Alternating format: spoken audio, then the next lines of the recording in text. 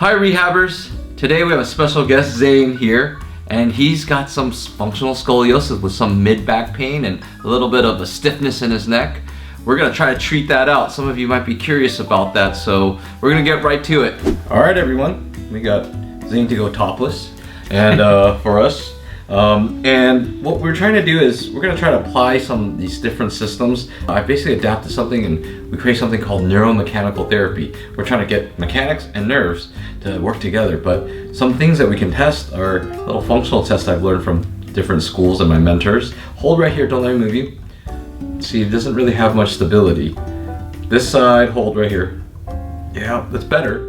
Hold here, much better. You can see his core muscles kicking in. Here. So we want to make that sure to improve. Let's take a look at just general range here.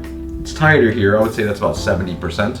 And then here, it's a little bit better, 80%. So looking this way.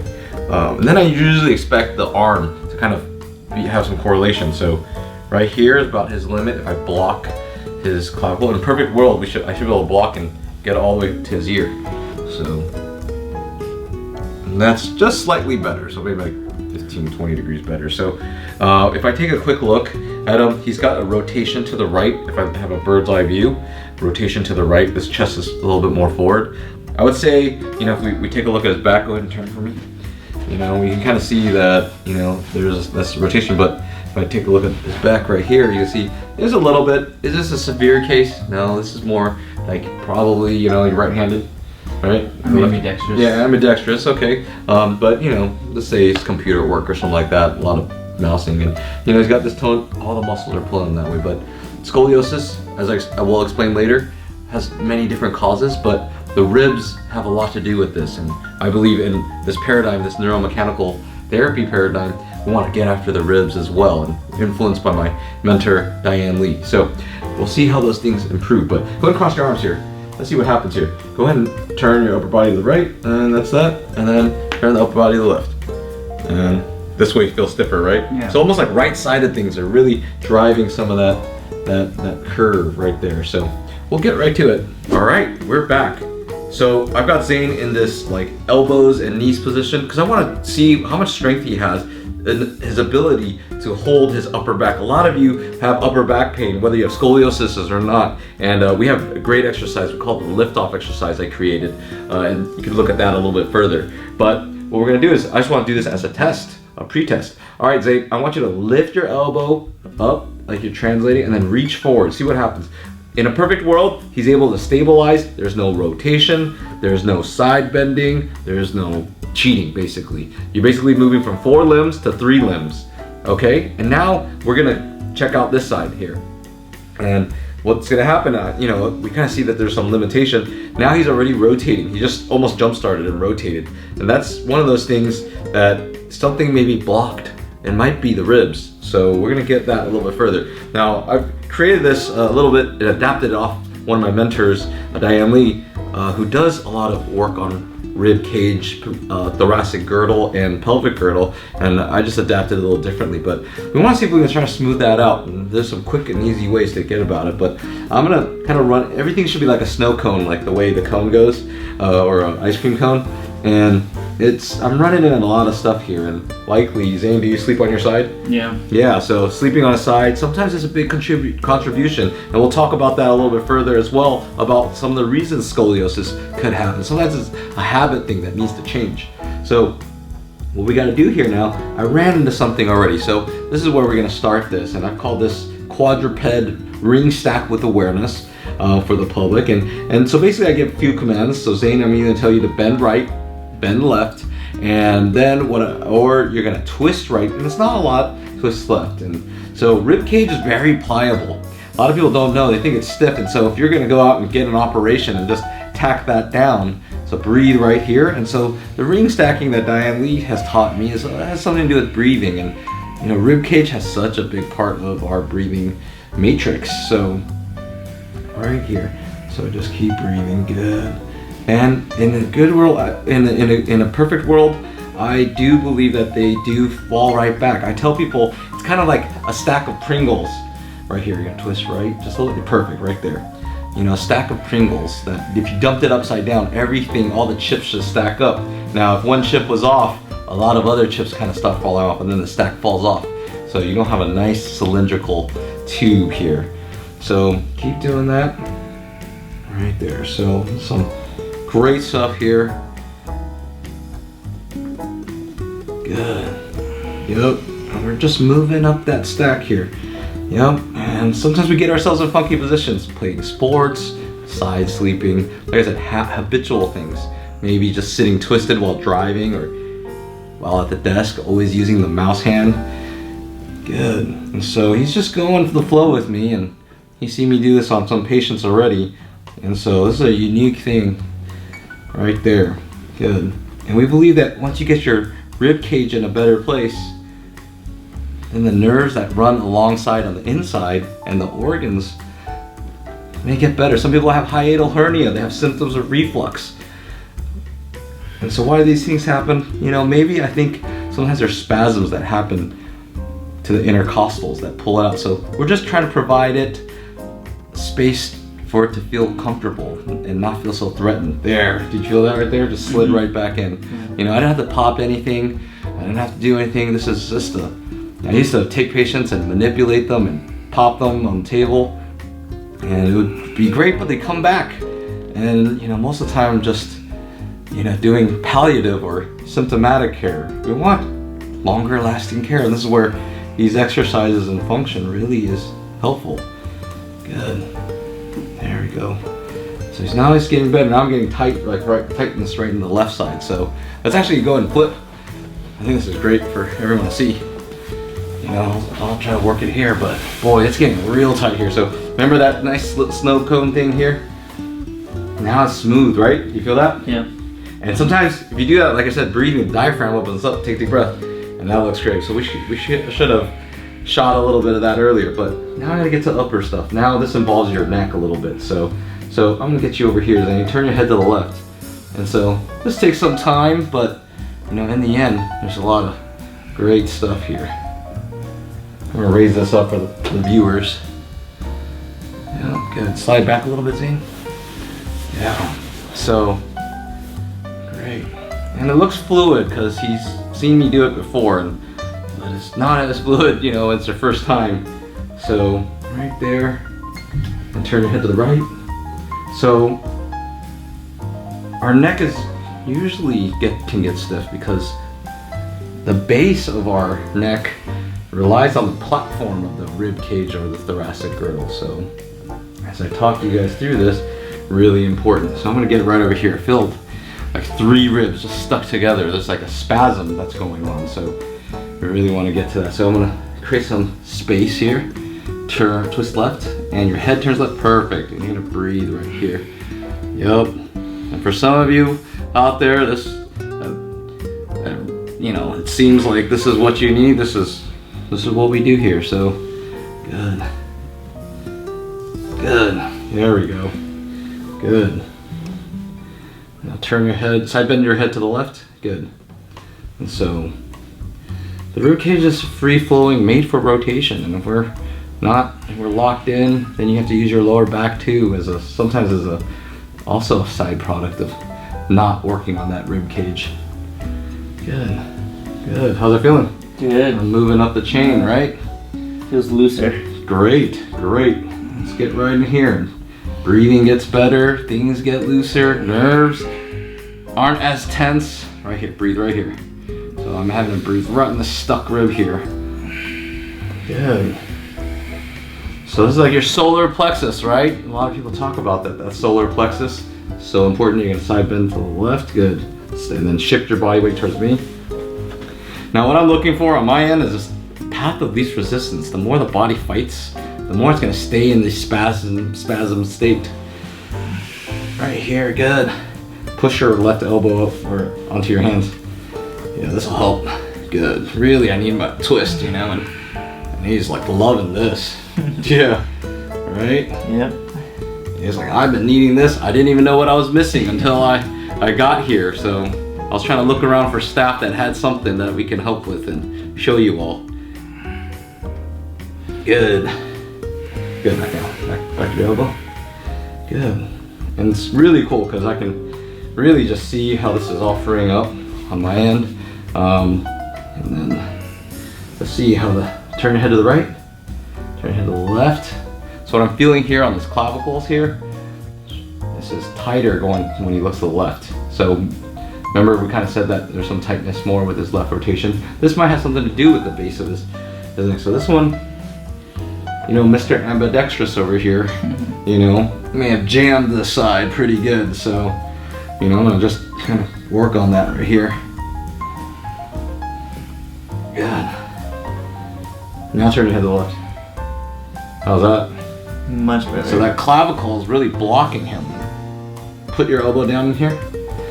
Good, and I'm just do a little, you know, just kind of, good.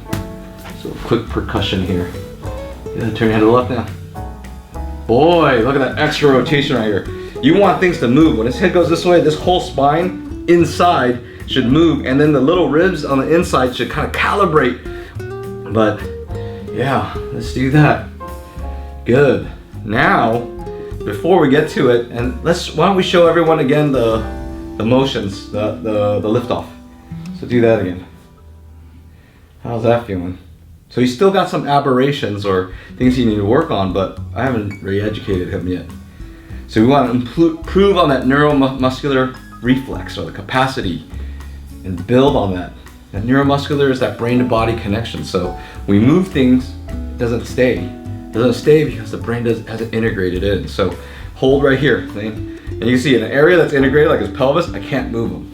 You know, but the areas that I worked on, hold. Try as hard as you can. Try, come on. I can use like one finger. Okay, that poked him, but yeah, but you know, I'm not pushing very hard, right? So now we just gotta re-educate that. So this is what we would do in treatment, and hold. And really build that. Wait till those muscles in the stomach kick in. And he's gonna love me later, you know? Maybe I'll have him do it on me. I need it. Hold. Good. Hold right here. Right? Build that core. You know, everything we do, and what I tell students and teach the interns here, it should impart and make sense. And it should build on one another, like a progressive manner. Hold. Good. Don't let me move your head. Hold. Yep. Tying it all in. So, and this is more of the art of physical therapy. Hold here. So I've done this. He's looking a lot stronger, more resilient, but guess what? I can move him all day here. His body doesn't know his ribs are aligned. We just gotta get it right back, fine tune it, integrate it. Hold right here. Hold. Hold. There you go. That boy. And this homework would be that liftoff. You know, have him watch the video. And much better. Hold here. Look at that. Can't even move. I'm trying to. Can't even move you. Oh, he's like he's like glued to the table right now. So, you know, that's pretty neat, right? How hard are you trying, would you say? Not that hard. Not that hard, right? Well, earlier, how hard were you trying? Really hard. Really hard. So, yeah. This is why I show up to work, you know, make changes like this. Hold. Yep, now do the lift off again. And that's gonna be your homework. And look at that, he's able to now stabilize his trunk, isolate his arms. Let's say he has shoulder impingement. Those of you with scoliosis have all these mechanical dysfunctions. You gotta work on it. We're gonna talk about that a little bit, some of the reasons, but a lot of the reasons for scoliosis is mechanical issues. So with mechanical issues, there's gotta be mechanical solutions. That's what I really believe in, and I believe we can make changes. Go ahead and sit up here. Let's kind of show everybody. Right over here. Zane, how's that feel? Let's get, this is live, and there's no staging here. I'm just treating, you know? So turn your head to the left. Boy, man, that's like 90%. All right. Yep, and that's about 80-something%. So move your arm, see that? So let's see. Look at that. Just a lot lighter, looser. Try it again. You feel any restrictions this time? No. Yep, slide over. Show everyone the right side. How's that? Whew. Good. Cross your arms and do that trunk rotation. And if you do the bird's eye view again, yeah, how's that feel? Just more range, right? Yeah. wouldn't you like that if you're a baseball player or swimmer or tennis player, volleyball player, being able to just use all that together, to go together. Great. And if I just look here and go ahead and turn your back to everyone, you're gonna see, you know, for those of you who really have a distinguishing eye, bam, it's no tricks, no tape, nothing, no surgery. We don't need surgery, you know, that stinks. And then, yeah, he's got some overdeveloped pec on this side, but other than that, just do a side shot. Here, good. Yeah, great. Good, cross your arms and rotate. That looks pretty good. Good, we'll do a bird's eye view for all of you to see. Great, good. All right, good. All right, everyone. This is awesome, Zane. How do you feel? I feel great. This is awesome. He's like loving it. Yeah, I feel like tingling inside. The happy stuff. So I'm Dr. Lin. This is Zane. Hopefully you like what we're doing here. If you have any suggestions, leave them in the comment box below or email us at rehabandrevivemedia@gmail.com. Remember, we can and we will get better together.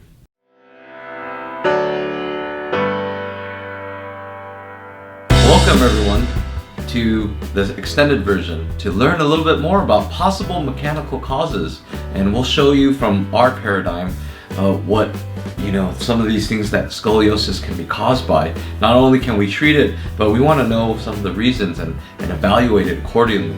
What a great treatment we had with Zane. We were able to get his ribs stacked up and then improve his functions, his arm motions. I just saw him, this is one day later, and he's breathing better, his voice is projecting much easier, he said he slept well, so that's a great thing. And you know, this is something we do here with neuromechanical therapy and other manual therapies included. But let's talk about scoliosis and some of the various reasons. We have mechanical reasons, but sometimes we don't really think about habits. Sometimes our habits of, let's say, sleeping on your side can really change the way muscles pull, the way joints are positioned. And if you're sleeping for 8 hours or longer, believe it or not, you're gonna probably be stiff. It takes as little as 30 minutes for these fascia or connective tissues to start making connections and having a holding pattern is what we call it. And then you're left this way. But who's gonna wanna walk the world this way? It doesn't look attractive, you know, it doesn't seem like you're upright, and we always wanna right our head. So you're gonna right your head like this, leaving it this way, and then rotating. Now, doesn't that sound like someone that might have scoliosis? That's a very good possibility. Then after that, the ribs start shifting. So we like to think here, and I use the analogy of taking a Pringles can, dumping it out upside down, and then the chips should stack accordingly. But what happens if you've been sleeping like this? You've created a whole shift, and these Pringles chips are starting to reposition themselves. And that's kind of what has happened with our you know, technique that you just saw with Zane. So one of the reasons, your rib cage. Your rib cage serves a lot of great functions. It is basically our armor that protects our organs. You know, you lose your organs, guess what? Game over. And then not only that, but the rib cage also serves as attachments for your core and your most important vital respiration muscle, your diaphragm. So those are really important as well. And then it accounts for mechanically rotation. Those are some of the big reasons. Now imagine if you played golf or you played baseball and you kept overusing or over accentuating this. Your rib cage is going to stay rotated. The muscles like your obliques are going to get tight, and then it's going to create a pelvic shift, a whole twist in your rib cage, and then you've got this holding pattern that you're trying to adjust to there. So when you have these holding patterns, you're going to start having other symptoms, TMJ, headaches. You want to get rid of those. You know, and those are the things that probably are associated with scoliosis. But another cause some people don't think about, leg length difference. Is it a true leg length, or is it, you know, a functional leg length? And sometimes these happen with when the muscles are pulling dysfunctionally, your pelvis is going to twist. And when your pelvis twists, the sacrum here is going to rotate. And when it rotates, your spine, because it's part of this whole giant nice scene here, that it's also going to rotate too. So those are some thoughts that I've had when treating patients with scoliosis here. We've had great success using neuromechanical therapy, functional manual therapy, and all the systems model that I learned from Diane Lee, who is basically the foremost specialist in the rib cage and the pelvic link. So I'm Dr. Lin. If you like what we're doing, please leave a comment, subscribe, hit like, and if you have any questions, you can also email us at rehabandrevivemedia@gmail.com. Remember, we can and we will get better together.